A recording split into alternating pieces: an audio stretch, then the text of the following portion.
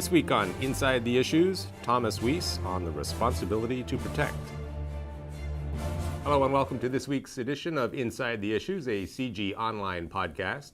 I'm your host, David Welch, the CG Chair of Global Security at the Balsley School of International Affairs and Professor of Political Science at the University of Waterloo. Every week we talk to a noted expert on some aspect of global governance, and this week I'm very happy to welcome to the studios here at the Center for International Governance Innovation, Professor Thomas Weiss, who is the Presidential Professor of Political Science at the City University of New York Graduate Center, as well as Director of the Ralph Bunche Institute for International Studies, and until recently, the co-director of the United Nations Intellectual History Project. Welcome, Tom. Thank you, David. So, Tom, you have a lot of experience as a practitioner and a student of the United Nations, in particular its humanitarian activities or lack thereof in certain cases. And you have an insider's knowledge of the responsibility to protect doctrine. So we're very grateful for you to be here today. Good to be here. Maybe you could fill us in a little bit on the background of the doctrine of the responsibility to protect and your own particular role in shaping it and nudging it. Well, my own particular role reflected my graduate student exposure to Lloyd Axworthy when we were both at Princeton together, and when he was putting together this notion of a commission, he needed a research director, and he thought of me.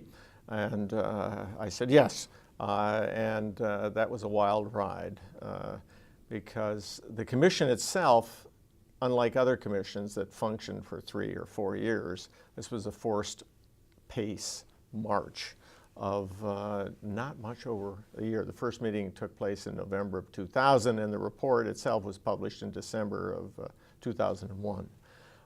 And so through thick and thin with our fearless co-chairs, Gareth Evans and Mohammed Sinoon, and lots of other folks, including the leading opposition member, Michael Ignatieff, looked at the issue of what was called humanitarian intervention. What do you do in the eye of a genocidal storm? Is it possible to react? The background to this really was the crisis in Rwanda, where clearly nothing was done, or too little, too late. And people like Romeo Dallaire have in fact documented all of that. And then the Kosovo reaction, 5 years later in 1999, in which some people, not I, thought that too much too soon occurred with humanitarian bombing and regime change in Kosovo. So those were the bookends, and the commission was put together to see if there was a way to dig ourselves out of the trench in which we were, in which sovereignty was sacrosanct, and oh, by the way, we're not supposed to permit genocide. Now, the UN, of course, as a system was built around the principle of state sovereignty. The members are all sovereign states. Along with that go certain prerogatives and privileges and immunities, and one of the sacred principles is non-interference. So the responsibility to protect fundamentally changes, doesn't it? That notion of sovereignty. How does it do that? Well, it changes the notion of sovereignty because instead of the characteristics that you point to in your introductory course, and lawyers point to in a course in public international law, namely the Montevideo Convention. You've got people, and you've got authority, and you've got a territory. R2P suggests that there's an additional characteristic, namely a modicum of respect for human rights. Not the garden variety violation of human rights that we see in lots of places, but at least conscience-shocking mass atrocities no longer are part of the job description of a sovereign. And so the responsibility to protect tries to say that sovereignty entails responsibilities as well as rights, and among those responsibilities are taking care of your own population. And if you do not take care of your own population, to use the terms, are unwilling or unable, or yourself are the perpetrator, as the case may be, of mass atrocities, then you lose your sovereignty, and that responsibility to protect people devolves toward the international community of states. So in a sense, sovereignty becomes something that governments have to earn. It's not That's something right. they're It's entitled contingent to. rather than absolute. And in particular, it doesn't include no longer the license to engage in mass murder. Right. Although it never really did. I mean, it was simply unspoken. That wasn't a topic people That's right. talked That's the about. way it was interpreted. Yeah. But Rwanda, some people characterize it as a failure of a collective action failure, right? Nobody really wanted to spend the resources to try to deal with an emerging problem in an area of no perceived strategic interest. Is that the whole story, or is part of the story also that there was no ideational rubric, there was no doctrine or explicit provision in the UN Charter or in international law that actually would have justified a massive intervention of that kind? Well, I think that Rwanda is the one case in which there was a genocide. The only legal piece of paper that supposedly entails any obligations happens to be the Genocide Convention, which was the reason why, as a recent report from a commission that looked into the Canadian and American reactions in 1994 clearly pointed out, was that using the R word seemed to say to bureaucrats that they were supposed to do something. Therefore, a great amount of attention was paid, particularly in Washington by Clinton, not to say genocide in Rwanda, and because that would have entailed the responsibility or the obligation actually to do something. So we didn't call it a genocide, we simply said it was a crisis, and nothing happened. But it seems to me that whether it's Rwanda or years earlier, in Somalia or Bosnia or wherever, where there is a will, and there happens to be a military capacity, that intervention will take place. When we'll fast forward later in the show to a contemporary situation, it does seem to me that having a good hook, having the responsibility to protect hook, facilitates a conversation, and it facilitates action in a way that obviously was not possible in 1994. Well, let's continue with that in a moment when we come back. You are watching or listening to Inside the Issues, a CG Online podcast. Look for us at cgonline.org, on Facebook, on Twitter, and on YouTube. Welcome back. Tom, you said that in some people's view, Kosovo was an overreaction. Now, we know, of course, that there were some countries that were very unhappy about the Kosovo situation in 1998, and in fact, the UN didn't authorize aggressive action to protect Kosovar Albanians. A couple of questions follow from that. One is, were there ever any real enthusiasts at the United Nations for R2P? We know that there were opponents, people who didn't like this concept, China in particular, for example. Were there real enthusiasts, countries who were true believers and were willing to backstop a forward doctrine such as the responsibility to protect? At what period, for example? Anytime between Rwanda and Kosovo. Oh, between Rwanda and Kosovo. Well, it seems to me, as to go back to the origins of this commission, that actually the government of Canada and the foreign minister of Canada, who happened to be interested in such issues at the time, they no longer are, were trying to be in the forefront. And in fact, I did some interviews that suggested, because the Security Council was definitely paralyzed, that clearly the Chinese and the Russians were going to use their veto. There was some thought given at the time to taking the case of Kosovo to the General Assembly to use the old provision of uniting for peace. When the heads were counted, or the noses, or whatever was being counted, it seemed unlikely that there would have been the 129 two-thirds majority that would be necessary to give a resolution that doesn't have any binding authority, but that would have had perhaps a little moral authority. So there clearly were a lot of people on the fence. There were clearly a lot of countries that were hostile, but there clearly were a large number of countries that would have supported such a robust action when the Security Council refused to act. And other than Canada, who was notable in terms of supporting? Well, I think actually virtually all of the Western world was on board. And a lot of the global South, but in a sort of more or less visible and less enthusiastic way. I mean, it's clear that the remnants of colonialism are there. And anyone with a modest knowledge of history knows that a lot of sins were justified by using humanitarian to cover what were anything except humanitarian motives. So there was, shall I say, mixed support or mixed enthusiasm throughout the global South. That's, if we were to fast forward, that's actually changed substantially now. There are many more friends of the notion, not only in the North, but also across the South. Mm-hmm. Although only recently have we had, I suppose, the next major step in the development of the doctrine. So there's quite a long period of time after. So why was that? Was it just generally agreed that this was too much, too fast? Well, you as well as I study politics, it rarely moves in a nice linear fashion. So as I look back at my own analytical career on this issue, in early 1990s, after the first Gulf War and the sort of use of force in northern Iraq, there was kind of nothing that we couldn't do. And then in 1994, there was nothing we could do.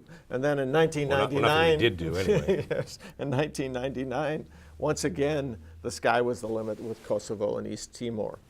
The responsibility to protect, the commission met during 2000, published a report in 2001. The publication of the report was very poorly timed if you're into marketing. This was only a few months after September 11th. So the report met with a certain amount of success in the office of the Secretary General, Kofi Annan, who had been pushing this concept and pushing human rights from his own bully pulpit at the time. But the new preoccupation became immediately terrorism, security. If we move ahead then to the year 2005, the 60th anniversary of the United Nations, a conversation occurred about a new compact. It was not exactly a San Francisco moment, which is what the Secretary General was hoping for, but it was an anniversary to take stock. And actually, virtually nothing came out of that meeting in my mind, except for, well, actually three things. The Human Rights Council, which either was a step forward or sideways, maybe ahead in some people's mind. The Peace Building Commission, which I think was a new step to try to recognize the acute needs of countries coming out of conflict, and the responsibility to protect. When the princes and presidents and prime ministers who gathered in New York in September 2005 agreed to 3 paragraphs about the responsibility to protect. That consensus was part of this larger package, and I think was very wide and not very deep. And so shortly thereafter, the countries that had always been much more keen about sacrosanct state sovereignty, the Cubas, the Nicaraguas, the Venezuelas, the Malaysias, the Indias, the Sudans, the Zimbabwe's of this world, immediately began a kind of rearguard action, if that's the right term, to try to say, well, there was this agreement among heads of state and government, but it wasn't quite an agreement. So then there was a period of backsliding, backstabbing, trying to pull back from what had been the agreement in the year 2005. So it was within that context that the original commissioners, in particular the 2 co-chairs, contacted me once again, since I had the research directorate, and said, would it be worthwhile establishing a research and advocacy center to try to at least strengthen the hands of the friends, or at least get in the way occasionally of the spoilers. And the Global Center for the Responsibility to Protect was established in 2007, got going in 2008, which was exactly the same moment that the new Secretary General made R2P part of, we're not going to call it a legacy quite, but anyway, as an emphasis. And he named a special advisor on the prevention of genocide, and also a special advisor with a writ for R2P. So all of that came together just a few years ago. And then the General Assembly discussions in the last 2 years have become distinctly more positive, which gets us to 2011 and recent adventures. Okay, well, we'll talk about those in just a minute. You're watching or listening to Inside the Issues, a CG Online podcast. Look for us at cgonline.org, on Facebook, on Twitter, and on YouTube. Welcome back. Do want to talk about Libya, which is, of course, is the recent development that's given some new life to the doctrine of the responsibility to protect. But in between Kosovo and Libya, there were various opportunities, I suppose, when we might have pushed the doctrine forward. Now, you referred to sort of backsliding. I take it nobody, at least not many people, were backsliding in the sense of changing their minds about the desirability of having such a doctrine or the moral point behind R2P. Absolutely not. It was But there was an politics. attempt to reinterpret it as less sort of a license for military action from outside and more That's right. an effort to persuade. That's right. Well, the responsibility to protect, the focus of the Commission's work was actually reacting. What do you do when a genocidal storm strikes? But the conception, and I think this was actually fairly original, was a three-pronged responsibility. A responsibility to try to prevent all hell from breaking out, a responsibility to react if there was a conscious shocking event, and then also the responsibility to pick up the pieces afterwards. So there was a three-pronged event. What happened as a result of what I described earlier is at least a significant amount of dissent was that the Secretary General and a certain number of member states emphasized the first part of the responsibility to prevent, which in its worst interpretations became an excuse to do anything the UN has ever done, development, and et cetera, et cetera. The Secretary General, in fact, formulated a new version of R2P, which he had three pillars. The first pillar was the prevention pillar that included the responsibility of states to their own citizens. That's where we started, so that's fine.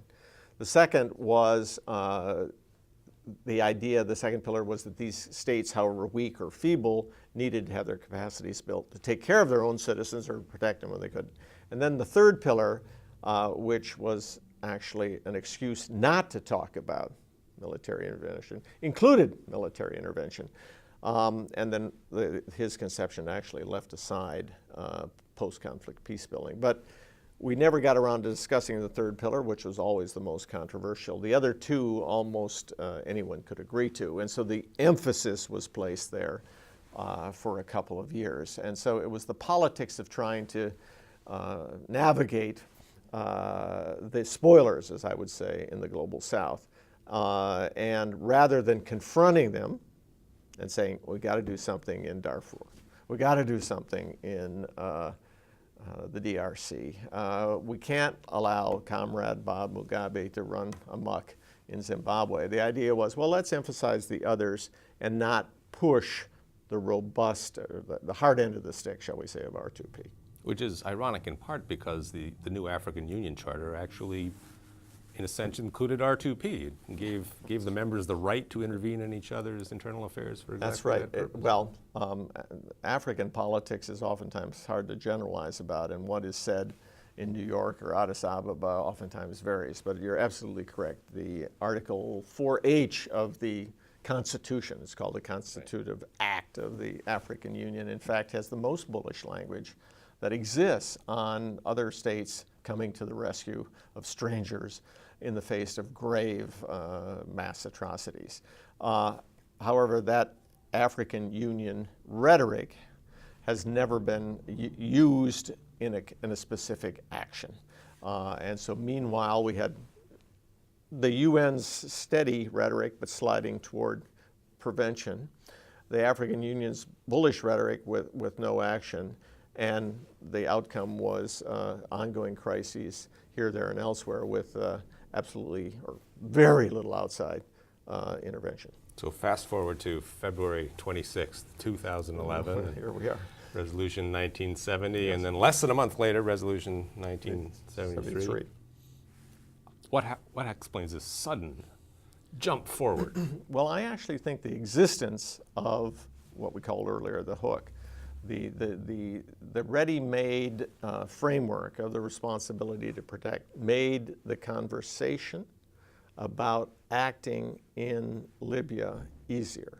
Now, it's also clear that there are few heads of state who have fewer friends than the good Colonel Gaddafi. So it was probably politically fairly attractive for everyone to react. But the conversation about R2P was very different because it was the responsibility to protect. And the first resolution, which agreed to a host of measures unanimously in the Security Council after only a couple of days debate, was really quite striking for the UN, at least, to move this quickly and come up with a whole set of actions, agreed actions, including an arms embargo, including asset freeze, including travel bans and other measures, and a reference to the International Criminal Court to investigate crimes against humanity and war crimes. So that was one day. And very quickly thereafter also, the Human Rights Council, it actually was the day before, the Human Rights Council used the responsibility to protect language to not only criticize Libya, which is a member of the Human Rights Council, but to request that the General Assembly consider the matter. And the General Assembly, as a result of the R2P language, took the decision to suspend Libya's membership in the Human Rights Council. It's the only time, or the first time in UN history, when an elected member state was thrown off of an existing body. So the political consensus actually was fairly uniform, and the idea that something had to be done soon was front and center. I think then the politics on the ground in Libya and the actions by President Gaddafi to say that anyone who got in his way, including the cockroaches who were members of the opposition, exactly the same language used by the Hutu regime in Rwanda before the genocide, he used to describe what he was going to do to any opponents who got in his way in Libya. So this quickly became a situation in which an unpopular, globally and an unpopular local leader was promising to take actions against his own population. And then when he opened gunfire with helicopters and bombers, it became clear that he was serious and that something had to be done. Unusually nimble action on the part of the UN. Absolutely. We'll be back in a moment with Tom Weiss. You're watching or listening to Inside the Issues, a CG Online podcast. Look for us on cgonline.org, on Facebook, on Twitter, and on YouTube. Welcome back. So Resolution 1970, which you described as that package of measures passed very quickly by a unanimous vote in the Security Council, passed quickly in your view because it wasn't military action. That's right. So people leapt to it as an alternative to military action. In fact, I believe that the reason it was passed so quickly was that already a no-fly zone and the protection of civilians was being bandied about in New York. And I was told, although I haven't verified this, that an early draft of the resolution, which was being pushed by the United Kingdom and France, actually had that language in it. It was eliminated. So it seemed that the kinds of measures that are usually arrived at by the UN after protracted negotiations that might last years were agreed in a matter of hours, actually, and certainly in days without the no-fly zone. So that after the ground was sort of laid for reconsideration of the issue, particularly when the regime got involved in what was clearly, according to anyone's definition, a rather horrendous measures against your own population, opening fire with machine guns from helicopters and bombing. And it was at that point that a resolution moved through very quickly. Once again, although this time there were 5 abstentions, but according to the Security Council rules, as we all know, as long as there are no vetoes with more than 9 votes, it passes. It seems to me that the actual agreement to military force with 5 abstentions is actually a step in the right direction. There were countries, including Germany, that were not very enthusiastic. There were countries which were even less enthusiastic, namely China and Russia, which went along, as well as Brazil and India. And it seems to me that the difference here was the support locally. I mean, there was, France had already agreed to recognize the opposition, whatever that was, somewhat prematurely in many people's views, but they had done that. So there was an expressed will to help locally that it was expressed. And in addition, there was also a regional support. The Arab League, as well as the African Union, supported the imposition of a no-fly zone to protect civilians. So at that point, the UN imprimatur actually was very useful in terms of the Western countries involved. And it was also eventually useful, I think, in terms of Qatar's and the United Arab Emirates at least participating in the enforcement of the no-fly zone after air defenses were knocked out and most of the planes destroyed. Mm-hmm. And yet, as far as I know, nobody's actually used the word genocide with reference to Libya. No, but the resolution from 2005 that we spoke about earlier included 4 triggers, if you will. Genocide is obviously one of them, but it's also includes war crimes, crimes against humanity, and ethnic cleansing. So undoubtedly, if this is a war, there are war crimes and attacking civilians, or if it's not a war, there are war crimes in play. So those two, or one of the two, or two of the two, are in fact justifications for the responsibility to protect as well. Mm-hmm. Now, the rebels in Libya have actually been critical that NATO has not been energetic enough in its exercise of this authority. Yes. And of course, the Russians and Chinese think it's been too energetic. Is it possible that NATO, using this resolution as a justification, is in fact contributing to a stalemate that at the end of the day may wind up resulting in more deaths, more harm, more damage? Anything is possible, but it seems to me that enforcing the principle that there's not a carte blanche that sovereignty provides to do anything you wish to your own population is an important principle to underline. Obviously, the dust is anything except settled. If the intervention goes reasonably well, it seems to me that the doctrine of R2P will have real teeth. If the intervention goes sour, poorly, we have a kind of Somalia-like situation in Libya, then in fact it will be easier to mobilize what I've earlier called the spoilers the next time to make an argument against ever getting involved in such an adventure in the future. I think there's serious debate as to whether or not NATO has overstepped the mandate. The mandate was the enforcement of a no-fly zone or the use of all necessary measures to have a no-fly zone and to protect civilians. So clearly the no-fly zone is in place. It seems to me that the protection of civilians would certainly also involve attacks on military vehicles and columns of soldiers, et cetera, et cetera. So I don't think NATO has overstepped its bounds, but those who thought it was only a no-fly zone clearly think that NATO has gone too far. Is it consistent with the moral principles behind R2P to do things like building golden bridges for your enemy, arranging for graceful exits or murderous dictators such as Colonel Gaddafi? Or if you're going to go down the R2P route, are you committed to the whole basket of International Criminal Court proceedings and all the rest of it? It's actually not specified either in the paragraphs of 138, 39, and 40 of the World Summit document, and it's actually also not even in the original Commission document from 2001. I'd say that most people who support the norm, it's not quite a doctrine, but the norm of the responsibility to protect also would be quite enthusiastic about a consistent application of human rights standards and a consistent use of the International Criminal Court. Mm-hmm.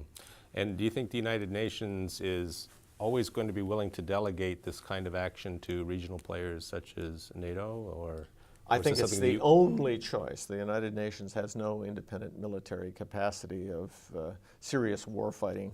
I'm thinking in terms of nature. the decision making about what the kinds of decision-making. missions to fly or how. It seems to me that the devolution of authority toward regional organizations is what we've been doing ever since the United Nations got out of the enforcement business shortly after the Somalia debacle and later, so that if anything involving enforcement is involved, it's handed over to ECOWAS in West Africa or to NATO in North Africa or the Balkans or other regional organizations, perhaps the African Union one day. Are there any other places in the world today where you could imagine a good case for energetic international action on the basis of R2P? Well, I think one of the things that we always have to keep in mind is what's possible. Libya resulted because it was possible.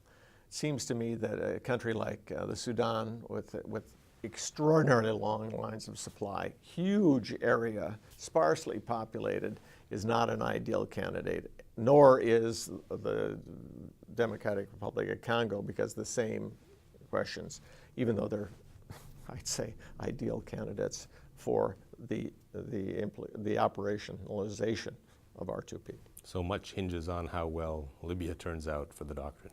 Absolutely. Well, thank you very much, Tom, for spending the time with us today. Appreciate your insights. You're watching CG's Inside the Issues video podcast series. Please join us again next week and look for us on cgonline.org, on Facebook, on Twitter, and on YouTube, where you can find our complete collection of episodes today.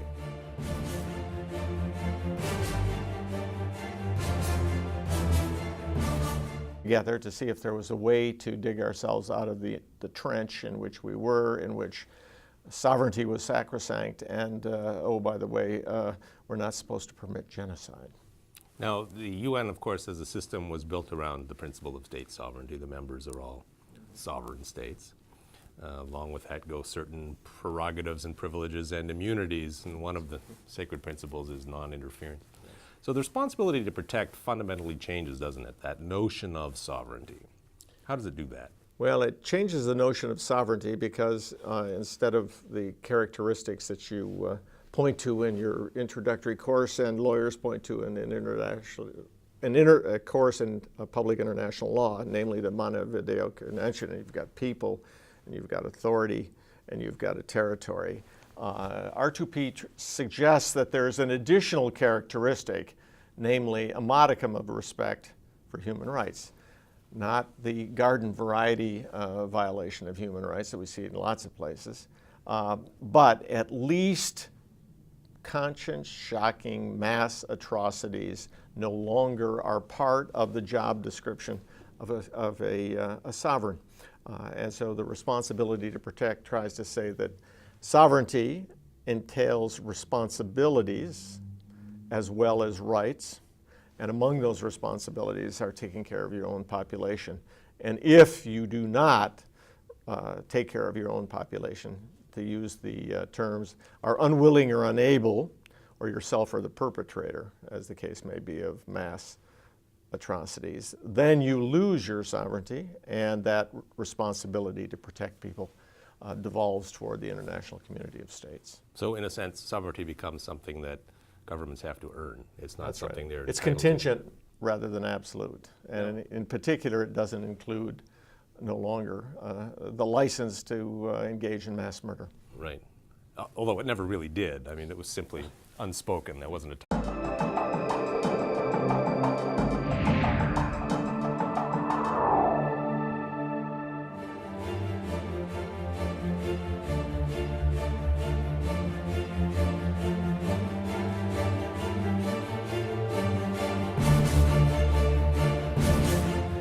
This week on Inside the Issues, Thomas Weiss on the responsibility to protect. Hello and welcome to this week's edition of Inside the Issues, a CG online podcast.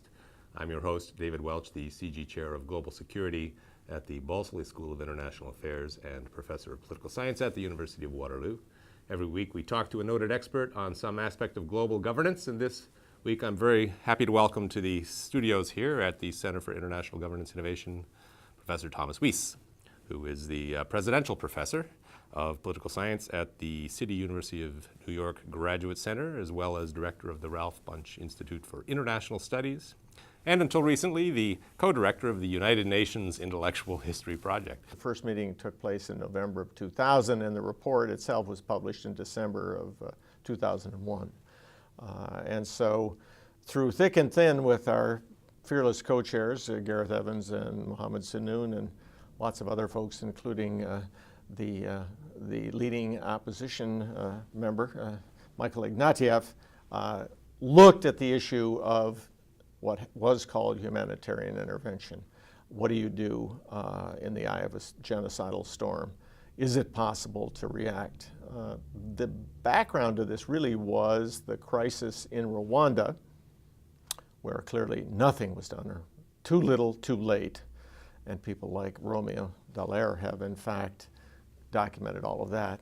And then the Kosovo reaction 5 years later in 1999, in which some people, not I, thought that too much too soon occurred with humanitarian bombing and regime change in Kosovo.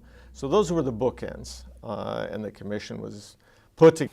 Welcome, Tom. Thank you, David. So, Tom, you have a lot of experience as a practitioner and a student of the United Nations, in particular its humanitarian activities or lack thereof in certain cases.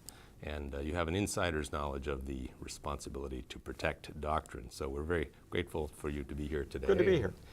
Maybe you could fill us in a little bit on the background of the doctrine of the responsibility to protect and your own particular role in shaping it and nudging it. Well, my own particular role reflected my graduate student exposure to Lloyd Axworthy when we were both at Princeton together, and when he was putting together this notion of a commission. He needed a research director, and he thought of me. And I said yes. And that was a wild ride because the commission itself, unlike other commissions that functioned for 3 or 4 years, this was a forced pace march of not much over a year.